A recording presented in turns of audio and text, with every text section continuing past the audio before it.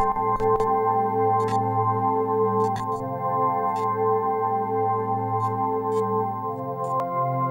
journey towards professional excellence. 70 years of State Bank.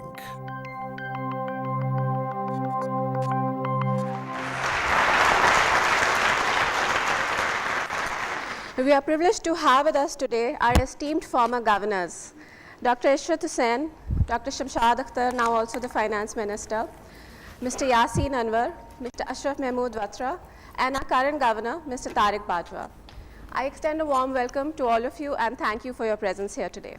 Our session today will be in a panel format with a wide variety of topics, including but not limited to macroeconomic management, financial sector, digital innovations, and the governor's thoughts on SBP's vision for 2030. I will pose questions to all our respected panelists over the next hour. Without further delay, let's begin the governor's session. Dr. Ishrat, my first question is to you. You took over as governor SBP in 1999. By that time, deregulation and privatization had taken root in the financial sector. Mandatory lending had shrunk sizably. You deepened the process further during your tenure. Compared to us in India, where reforms started roughly at the same time, there is still a dominance of state-owned banks, and mandatory credit has not been abandoned. In comparison, India is way ahead of us in terms of credit depth and access. Do you think somehow we over-liberalized? Okay, good question. Let me first of all congratulate all my colleagues in the State Bank, past and the present, who have really brought this institution to the present juncture. And I'm delighted to be part of the celebrations of the 70th anniversary. Congratulations to all of you. I think your comparison between India and Pakistan is factually correct, but your attribution to the state of liberalization is incorrect. And let me give you some data. India has not undertaken any financial sector reforms, but they undertook very serious macroeconomic policy and institutional reforms in 1991, which continued uninterrupted even today, irrespective of the fact whether there was a BJP government or there was a Congress government. On the other hand, we continued with the financial sector reforms, but our macroeconomic environment has been less than satisfactory. There has been discontinuity of economic policies. A financial sector cannot function in absence of a stable, sound macroeconomic growth. If your growth rate is 7%, like India is, there is demand for credit. And the demand for credit is met not only by the banking sector, but also by the capital markets. I just give you one statistic. The market cap of the Bombay Stock Exchange and National Stock Exchange is $2 trillion, which is 84% of GDP, as compared to less than 25% of GDP in Pakistan. So you have a very deep and very broad market which is providing both equities as well as the debt capital market. So the banking sector is not the only one. Secondly, when you compare the 2005, when Pakistan started liberalization and privatization of the banks, India was way ahead of Pakistan. Almost, I give you just a 2005 statistic, the deposit to GDP ratio was 32% in Pakistan and 55% in India. The credit to GDP ratio was 24% in Pakistan and 41% in India. So you cannot make comparisons when the baseline is very different. So the first question was, if you have a 7% growth rate, private sector credit will increase. Second is the fiscal dominance. In India, the fiscal deficits have been contained.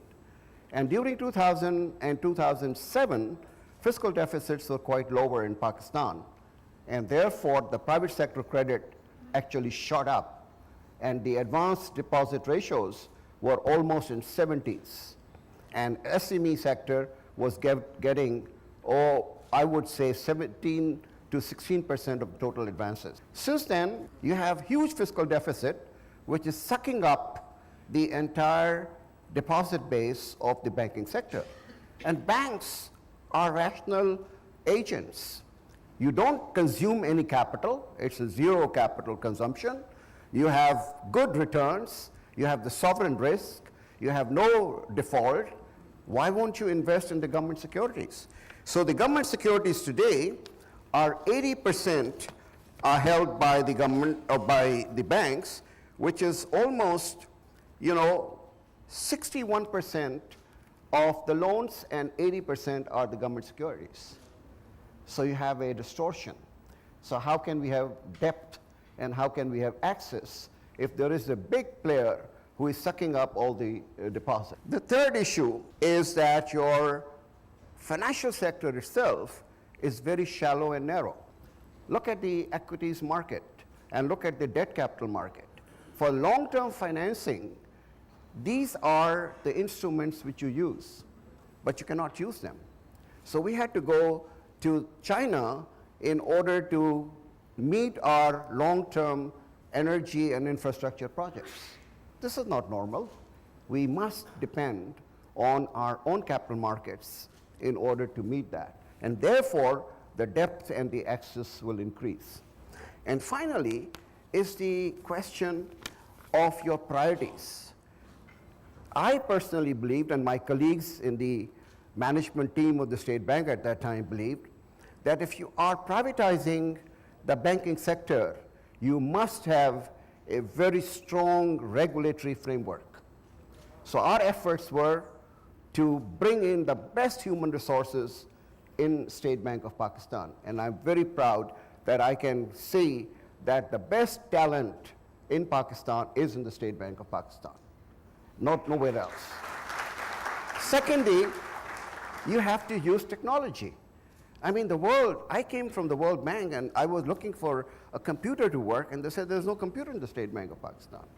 We implemented in 6 years' time the largest single IT project in the history of this country, $30 million project of the automation of the State Bank, which led to the automation of the banking system. And today, the internet banking and the whole mobile banking systems and the payment systems are because of the technology.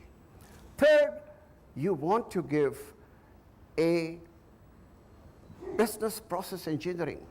The State Bank was like a government department, and what we had to do is to make it a professional body by removing the redundancies and all kind of what I call superfluous procedures as far as the service to the public was concerned.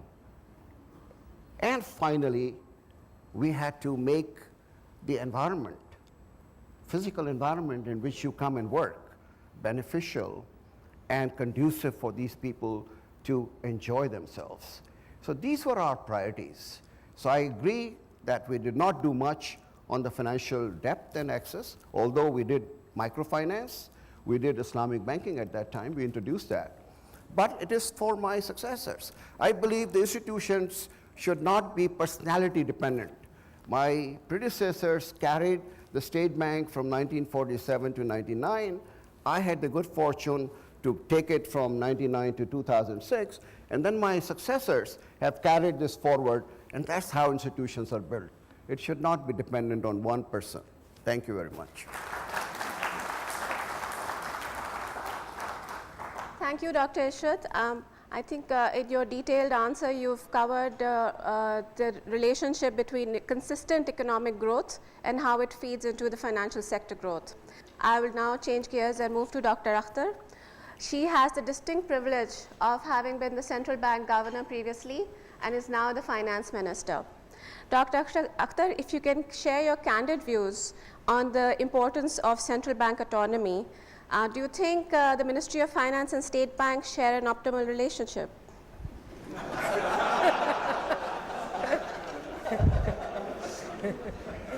Okay.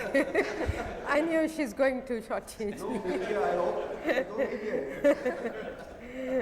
Let me first of all thank Governor Tariq Bajwa Saab and also recognize the presence of Governor Sindh here and all my colleagues, former colleagues of the central bank, and I'm also one of the former. I haven't as yet changed fully my gears towards Ministry of Finance. And also I am what they call a caretaker. So my allegiance does remain with the central bank quite a bit. Over the years, my understanding of the central bank independence has not only changed, but it has evolved, but also changed quite a bit. And let me try to explain that. First of all, I am a great believer that all public sector institutions should be totally independent. But I think in case of the central bank, the independence is a prerequisite, both necessary and sufficient condition for the development of the country, and it has to be definitely institutionalized as much as possible, backed by a very strong legislative framework. The central banks, first of all, can only be independent to the extent that the politicians, policy makers, and the Ministry of Finance want them to be independent. This is not something that I am telling you from my own experience, but I can tell you that having sat with a lot of central bankers worldwide, it's a commonly shared view that the central banks get independence that the ministries of finance warrant them to have. Now, I'm in a difficult situation because I'm a sitting finance minister, but I'm also sitting with the finance secretary, former finance secretary. I wanted to conclude by reflecting a little bit about the question of the autonomy and independence of the central bank. As I said, my thinking has evolved. When I was sitting here as the central bank governor, the most that used to irritate me was, of course, the lack of understanding in the ministries of finance that this is a very respectable and a mature institution, and the least you can do is to recognize that and pay some respect to this institution, which as has been well recognized by Dr. Ishrat Saab, who was very instrumental in convincing me to come back to Pakistan. There has got to be a cultural change and a mindset change in how the government perceives the central bank, which is not just the question of independence and autonomy. It's the respectability and recognizing that it is a true fact that today central bank's competence far exceeds the competence perhaps of some of the other public sector institutions of the Pakistan, which is not to undermine the good staff that Ministry of Finance has or other ministries have. So that's one qualification that I'd like to make. The second is that central bank, from where it sits, has to also stop talking about just what we call the question of independence.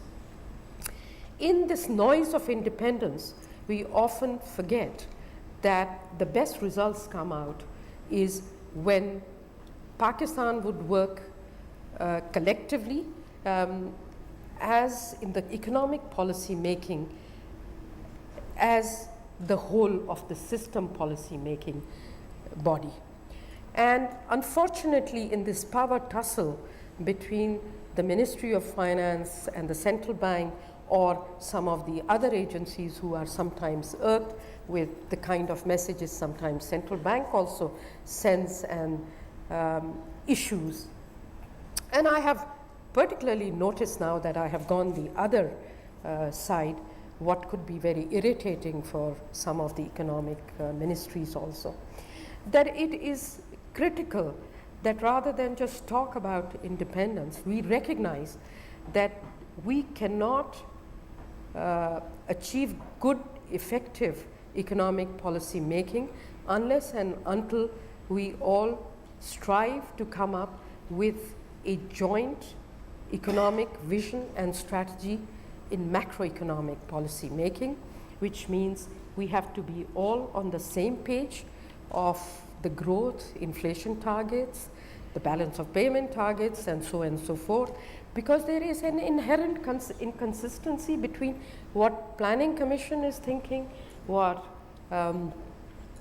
Ministry of Finance is coming out with, not only in terms of a strategy that it publishes at the start of the fiscal year, but continuously there is a disagreement between the numbers we all are producing, because we are looking at different data sets. We don't even have common data sets sometimes, and it has come out more recently quite glaringly because the current governor and I have decided that we will get our teams to work together, and this was something which was my number one goal, is to bring the central bank staff and the Ministry of Finance staff to work together technically to think through this issue of the very serious economic difficulties that we are facing and what we could possibly think through in terms of what is needed is a macroeconomic stabilization.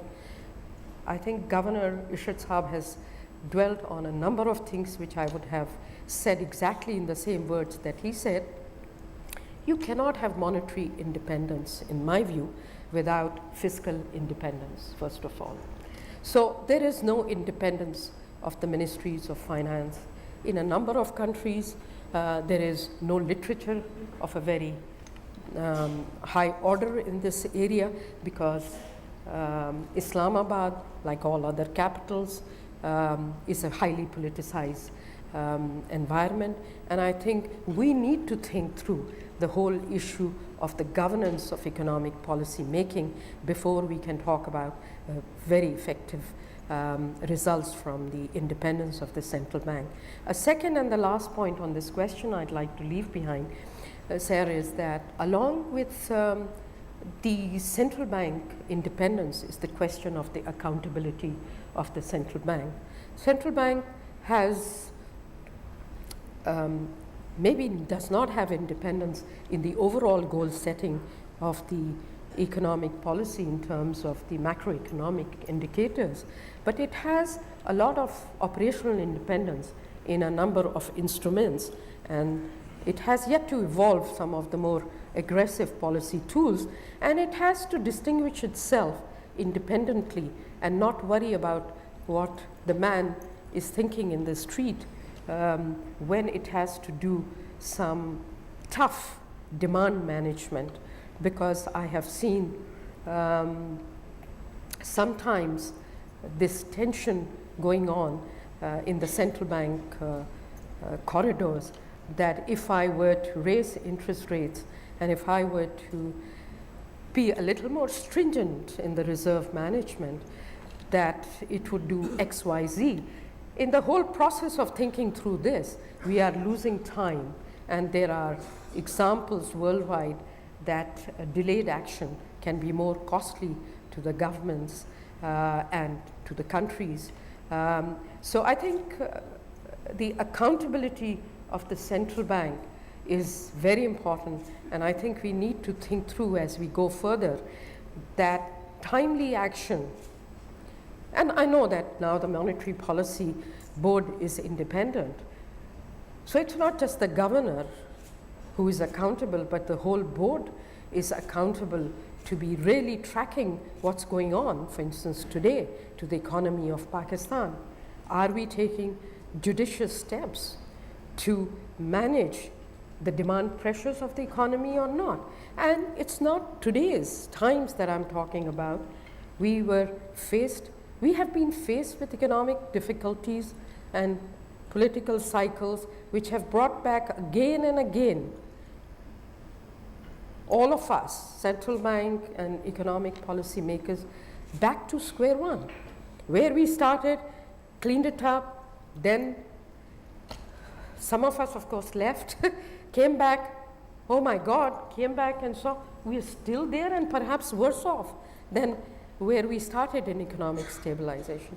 So I'll stop here to leave this message that the whole question of the central bank roles and functions and independence is under reflection internationally after the 2007 and 2008 global economic and financial crisis. The jury is still out as to the role and functions of the central bank, how effectively they perform.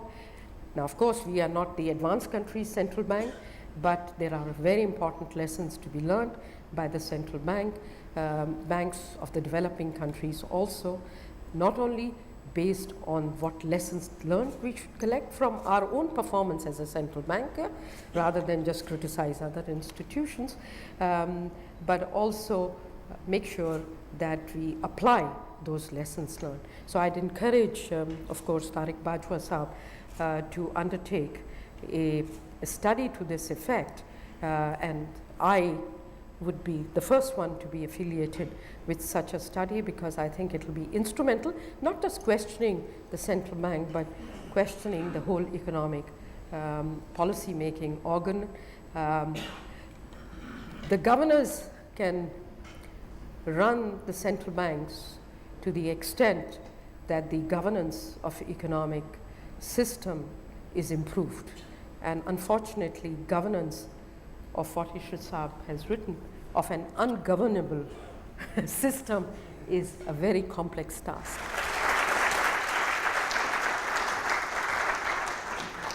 Thank you, Dr. Akhtar. I'll come back to the issue of accountability that you touched upon, but first I have a question for Mr. Tariq Bajwa, who shares a similar experience of being the central bank governor and having been the Secretary Finance and Economic Affairs Division, as well as Chairman FPR in the past.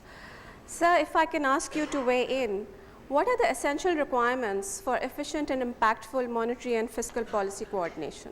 I think as far as the coordination between the monetary and the fiscal policy is concerned, the law provides for a platform. Under the State Bank Act, it provides now for a monetary and fiscal policy coordination board. The board comprises senior persons from the government and also, of course, the Governor State Bank. The finance minister is the chair for that board. The deputy chairman planning commission, the minister for commerce, and the concerned secretaries are the members. We also have a few external economists. Dr. Saab was there for the Dr. Ishrat Saab was there for the last meeting that we held. No, but that is something that we are doing only for the sake of form. We are not actually using that as a true platform to bring the two sides to a common direction. We hold those meetings occasionally, we don't hold them regularly, and we hold them just to say that we have held that meeting. Lately, those who are students of Pakistan's economy can see that the fiscal policy a few months back was moving in a separate direction and the monetary policy was moving in a separate direction. Incidentally, and off the record, this issue was raised also at the last coordination board meeting, but then they have their own views.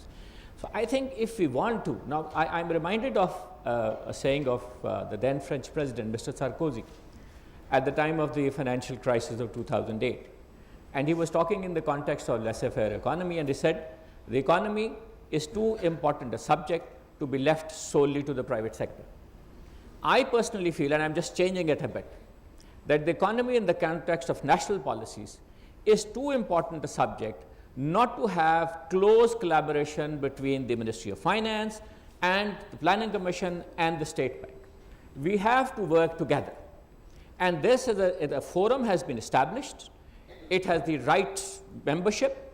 The only thing that we need to do is that we have to work and make it more potent.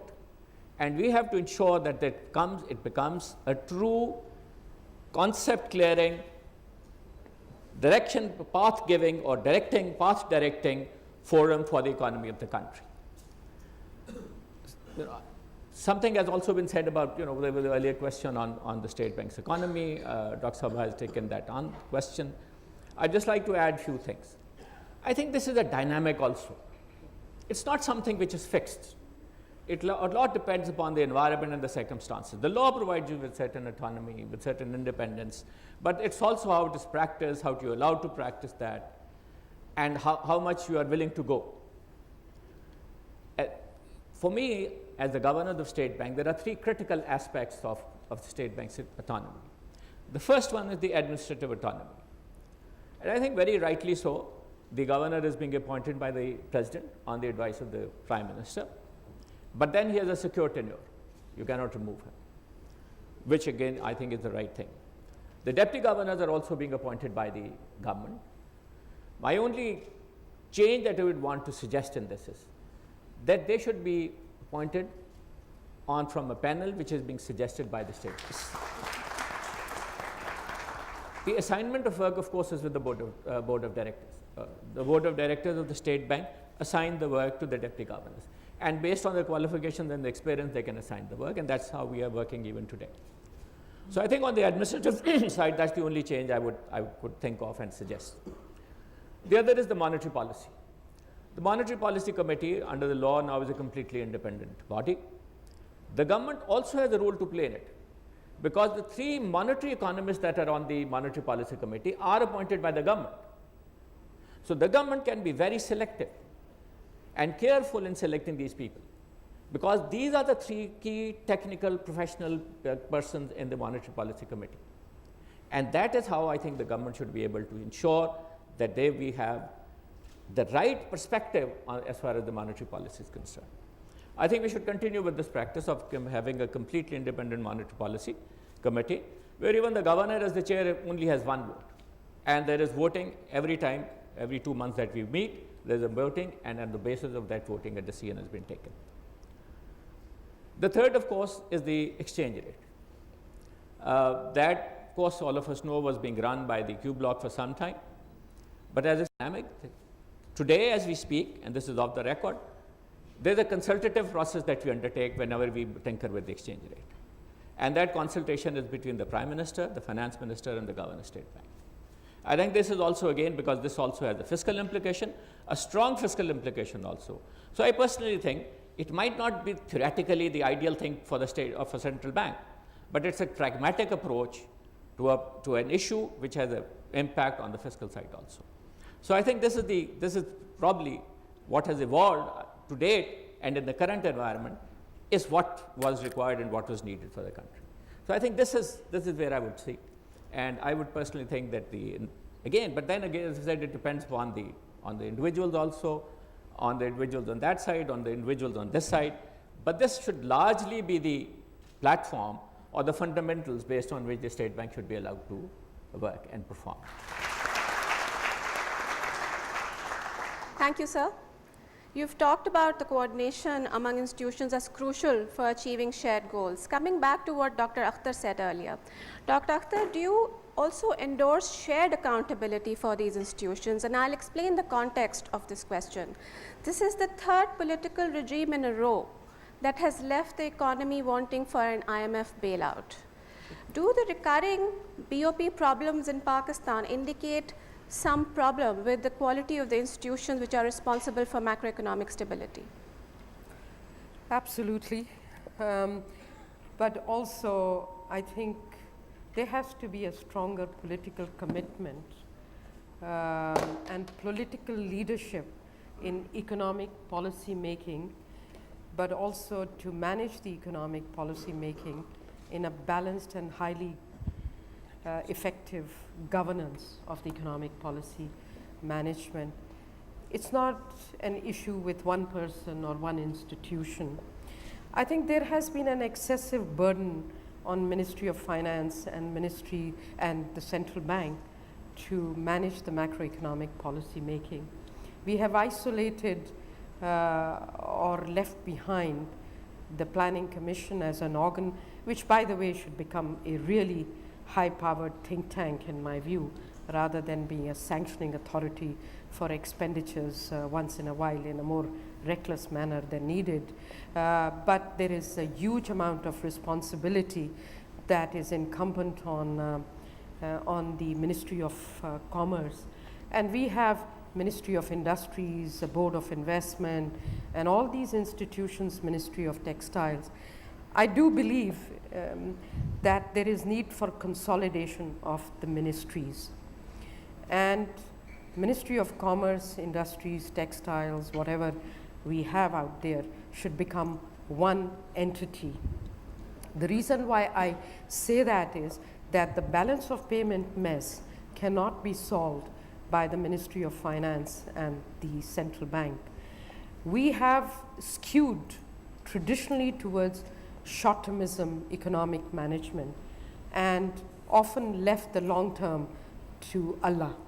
Because we have these political cycles which keep on happening to us, and I can tell you very openly that the international sympathy to rescue us is really shrunk to perhaps reaching a level of zero, if not negative. Because and everybody says, oh well, she is going to the IMF, and there is another group of people saying she is not approaching the IMF. You know, I mean, for God's sake, think through this a bit more. What have we inherited? A caretaker government legislative framework, which for the first time, I think, in the history of the caretaker government, has zero or negative powers of economic policy measures, new economic policy measures. Who did this without realizing that this country is susceptible to systemic crisis of its own doing? We are always inflicting wounds on ourselves and then blaming XYZ.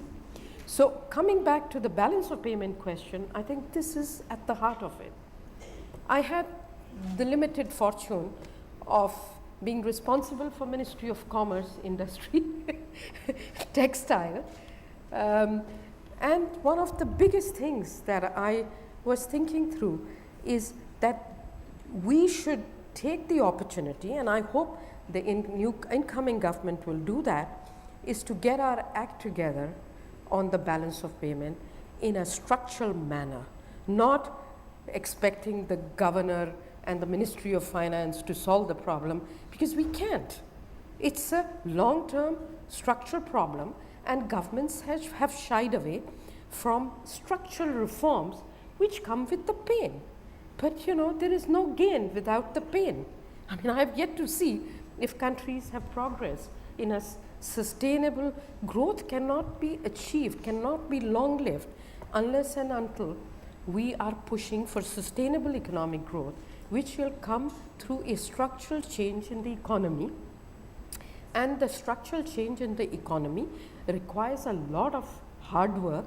And I was talking to colleagues at the time of this balance of payment thing that, you know, today we have our exports which are barely half of the imports. How can you have a sustained economic growth and not have a balance of payment crisis that we face right now, where, you know, he's scratching his head and I'm scratching my head as to how to get out from the balance of payment crisis, and this is always the source of the problem here. So we have to really remove all the barriers that exist for the investments of the private sector. We should not have government tinker with the commercial sectors at all. We have to resolve that we are going to clean up our state-owned enterprise sector, which is one of the sickest enterprise sector. We privatized and we haven't gotten rid of the debts, but we have compounded the debts in the private. So this is a country where privatization worked for the banking system, but it has failed for our electric and some of the other sectors. You know, I have today a privatization commission which is crying because PTCL has not paid $800 million and dollars, which I'd love to get at this moment.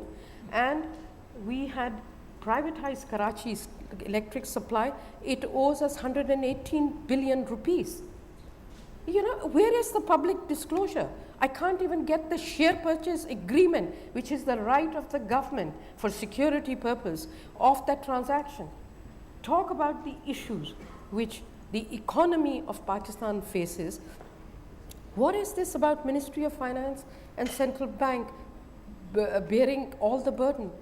And to conclude, the Ministry of Commerce and Ministry of Textile cannot be the issuance of the subsidy culture. We cannot continue to be walking on our crutches.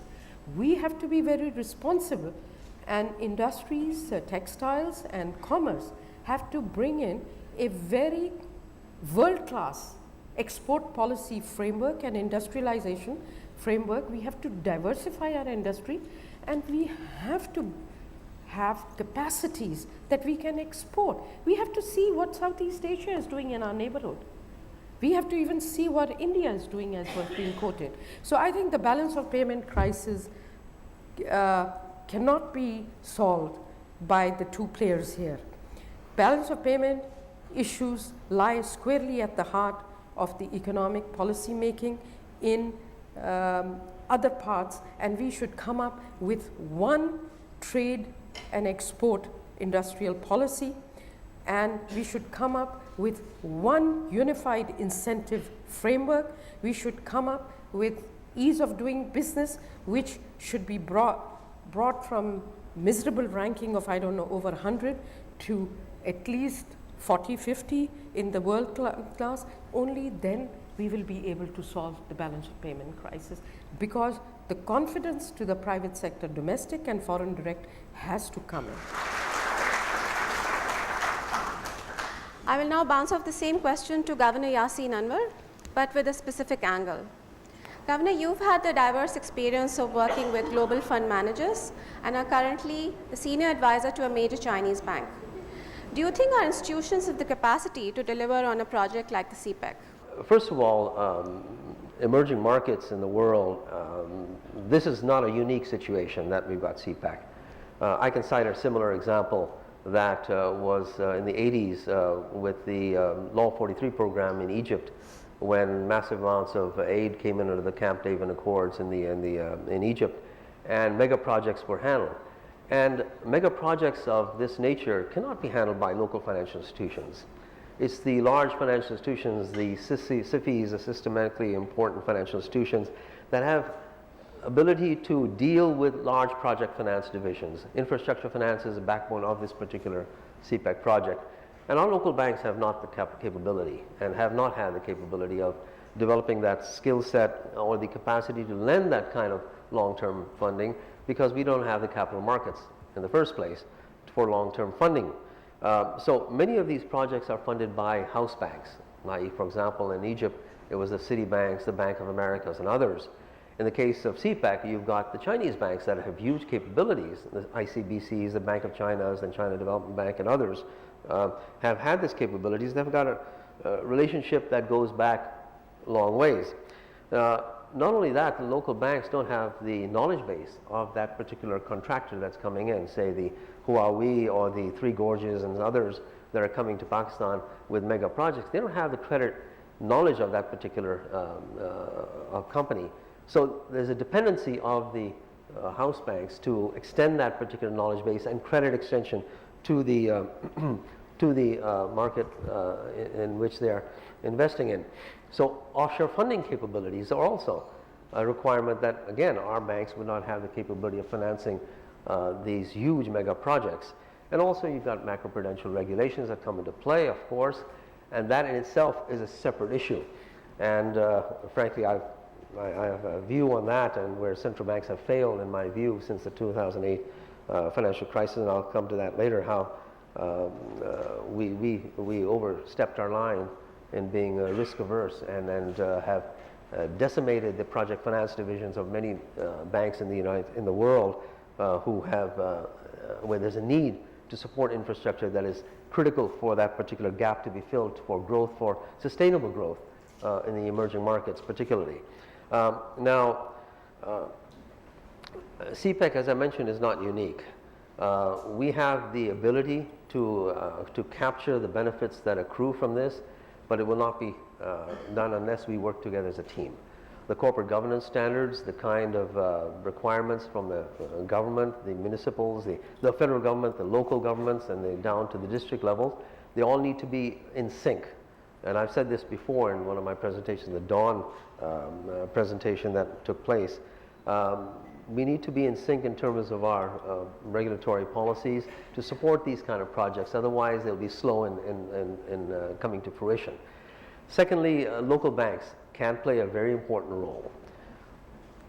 While they don't have the capacity, they can develop partnership with these institutions. The institutions that are coming here don't have the funding capability to provide low-cost funding for working capital needs, for example.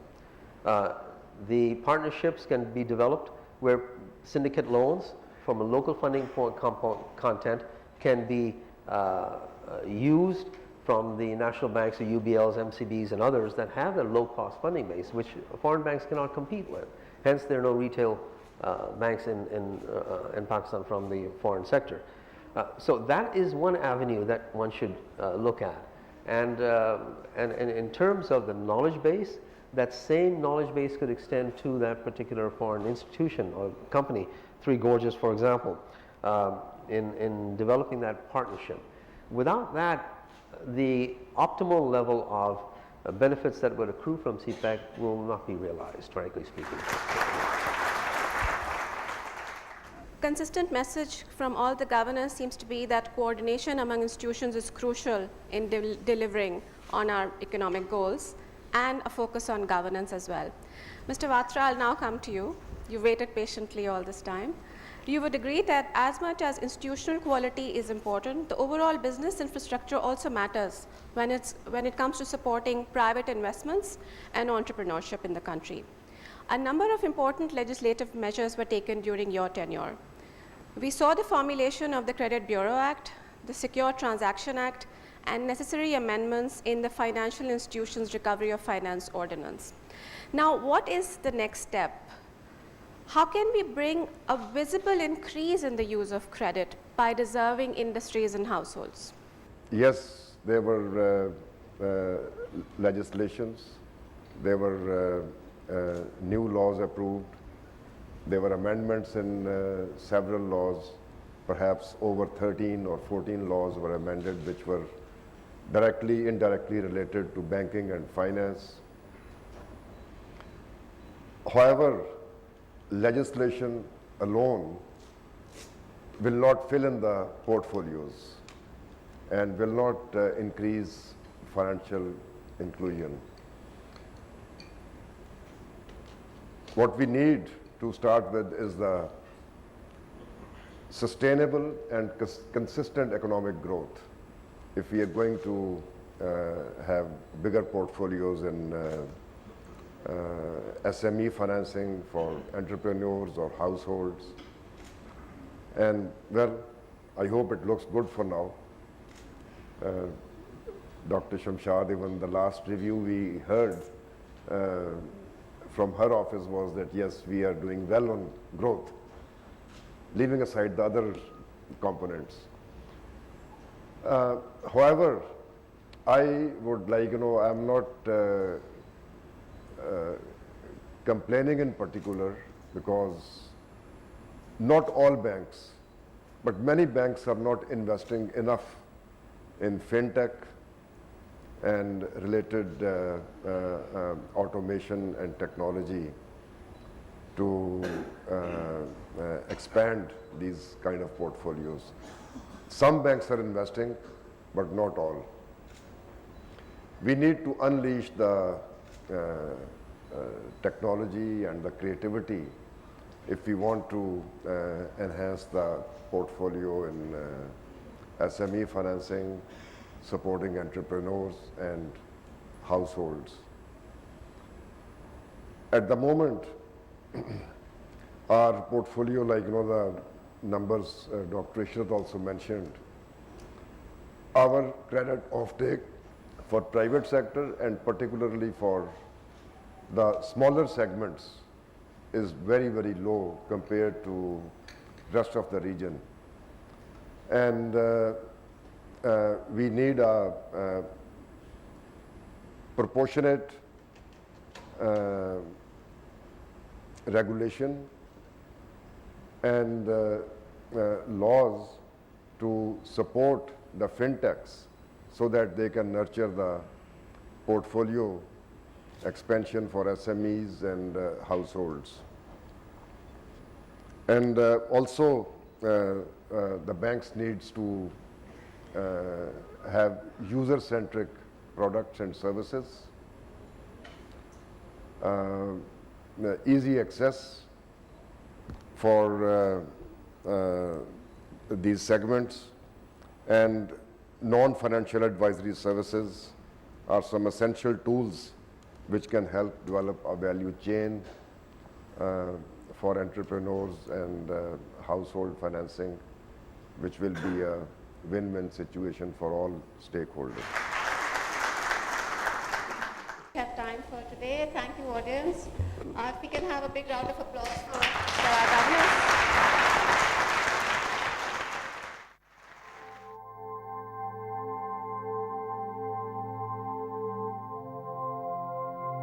A journey towards professional excellence. 70 years of State Bank.